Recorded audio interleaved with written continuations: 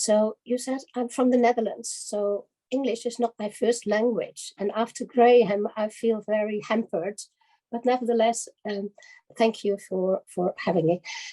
You told me to talk about myself first a little bit. Indeed, I started as a secondary school teacher in English and then as a dyslexia specialist.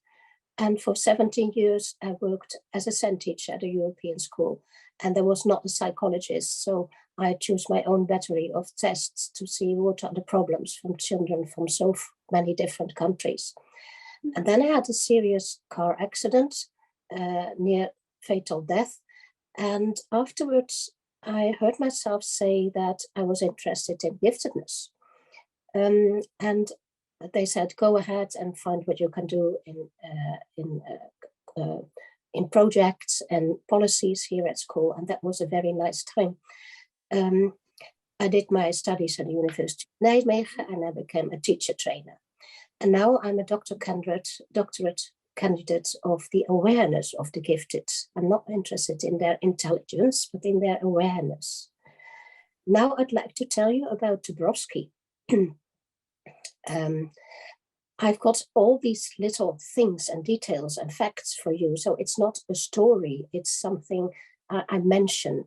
Nevertheless, I made about 60 slides for you and a short version of about 10, so that you can read it and find all the details involved in this theory.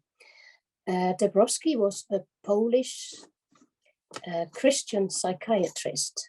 He lived his theory, and he said, academically, you cannot just conceive it, you have to live it. He wanted to be a musician, but then he was born in 1902 and he lived during the 2 world wars. So on the battlefield, he found soldiers with so different expressions on their faces, on their dead faces, that he was interested on the inner world and became psychologist. And then when his friend committed suicide, he started his study in psychiatry.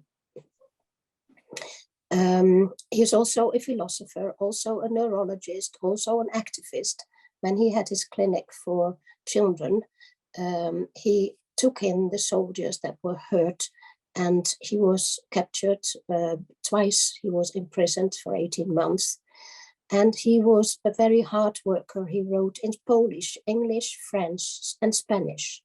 And he studied in Europe at all the important people of his time. Piaget, Wilhelm Stekel, Freud. Maslow was his best friend. And they had a little fight about the 2 theories. And Dąbrowski said, yes, but Maslow doesn't give multi-levelness. And in the end, Maslow said, yes, you're right. So he gave his consent for Dąbrowski is right. It is the best theory you can have now, and it will take a couple of centuries for us, he said. It's called the personality development of the 21st century. He was professor at Alberta University in North America because he had to move. There were, before the war, there were about 400 psychiatrists in Poland. And when he left, there were only 40 left. He was interested in what we could say the big picture. He also studied Eastern philosophies and also anthroposophy. He was with Alice Bailey in Kent for more than a year, and he took so many in from anthroposophy that his nearest colleague, Marlene Rankel, whom I met in America, she said, can we both write a book about the influence of Steiner on Dąbrowski's theory? And we made a start, and in a couple of months, she became quiet because she had Alzheimer and she died soon afterwards. So we couldn't finish this. Dąbrowski meditated daily. He could get out of his body. I asked his colleague, am I allowed to say so? Is this something? Yes, they said, because it was something he talked about with people from anthroposophy because they were doing their Schulungswege, they were trying to improve their spiritual level. So he knew, and I was allowed to tell you. He had a very serious character. Duty and morality were very important to him. He said once be faithful after death of your partner, because he's just around the corner. And there I found it very difficult, because I'm a widower and I've got a new friend. So I disagree with Dąbrowski here. And he said, do not eliminate your lower feelings, but ennoble them, transcend them. And that was the key of his theory. I know that some do not like in the Dąbrowskian world, in the anthroposophy world, the word theory, but actually it is a perspective.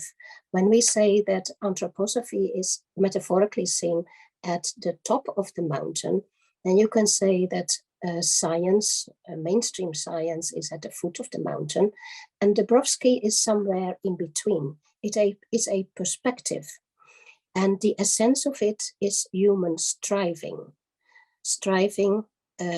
and the emotions, in which the emotions are the motor for development. He says no growth without pain, and he's not the only one.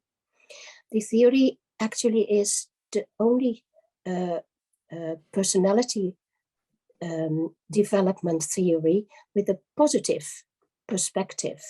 It includes multi-level reality.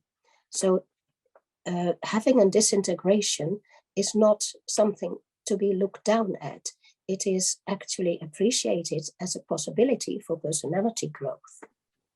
I'm not going to show you the slides, but mention a few things from them. Personality is self-chosen. It is not general for everybody, like character is, but it is gained. And mental health is not just without disintegrations, but it is with an intention to grow. So if people do not have this intention, Dąbrowski thought they are not seen as healthy. There are three factors: nature, nurture, and the most important one is self-determination. He called it the third factor. And actually I had a client, and he was the cleverest I've ever seen, but he didn't realize that he has this power. So he thought, okay, my parents, the way I was brought up, until I came with my Dąbrowski theory, and that made him change. It made change his worlds. I gave him the exercises, and he said, for the first time, I feel in control now. So it is an important theory. The development goes from lower morality to higher morality, actually through positive maladjustment, because that's an important word in the Dąbrowski theory. You are maladjusted because you do not fit in socially as traditionally, or out of laziness, or without reflection or automatization. You're sure that you want what you want to do, and you want to go from what is to what should be. And that goes through positive maladjustment. And psychoneurosis is not seen as an illness. Developmental potential is what you should have. And he said, not everybody has this developmental potential. He saw many clients, and out of 1,000, I think he took about 80 for his research. And only a few then, out of those, reached the highest level of the theory. There are 5 levels of development. The dynamisms, those inner feelings, your inner world, are the motor, and in every level, new dynamisms come up, and they are drives for your growth. 2 more important things is the overexcitability. In 5 areas, he said, these children with these developmental potential have in 5 areas an oversensitivity and overexcitability. Perhaps you know this oversensitivity and intensity, like the mentally advanced, from a trauma, a side effect. The 5 developmental levels towards this gained personality is not in stages. It is development in different levels, because Dąbrowski thought what he had seen, the extremes in behavior of very pleasant and self-sacrificing character and behavior, or the most cruel cruelty he has seen. And the 2 extremes, he said, are too far apart to talk about a continuum. So it is levels, and it depends on reality, which is also multi-level. So what have I learned from Dąbrowski?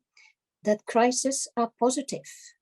Your own determination is decisive. Auto-psychotherapy, that's what he uses with his clients. That means that the client has to find his own way how to come to mental health. And he's doing that with help, but with his own intuition, with his own decisions. Find your own path. And I learned about misdiagnosis, for especially in the area of the gifted, this theory is welcomed and accepted and recognized, and very many of them are misdiagnosed either with autism or with ADHD. And I learned from Dąbrowski the differences.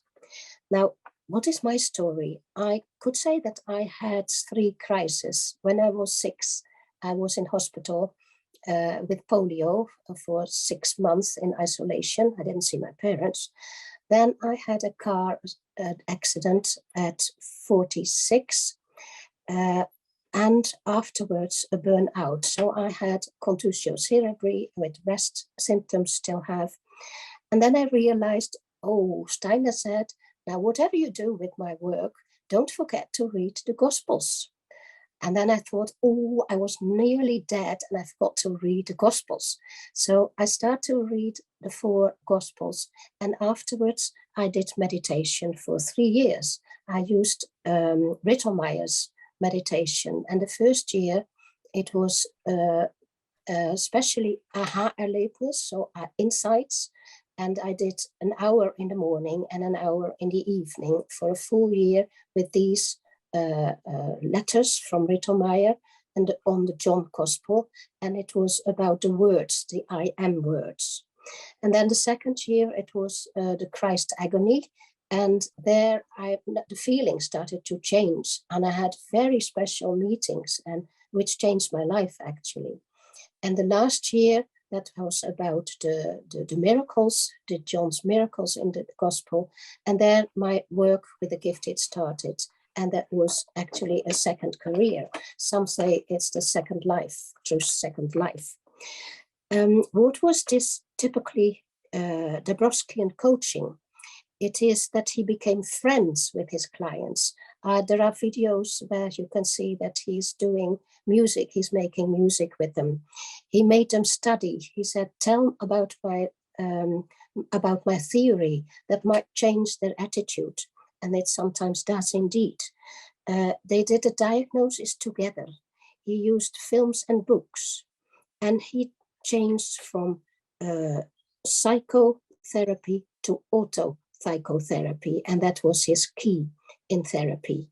And I think time must be almost up, but Theodore said, now you're the last speaker, so make people happy, and there's one last thing to make you happy with, and that actually is not Dąbrowskian, but it is Lisa Miller. She is an American, and she's doing research on spirituality.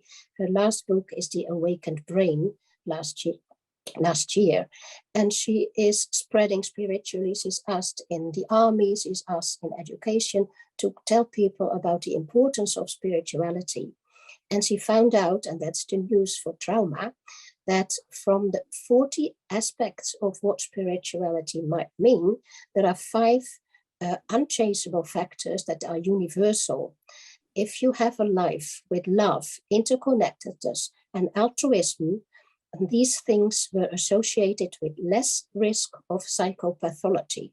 These are universals and for all countries. That's what she found out in the research of over 5,000 people in India, in the United States, and in China.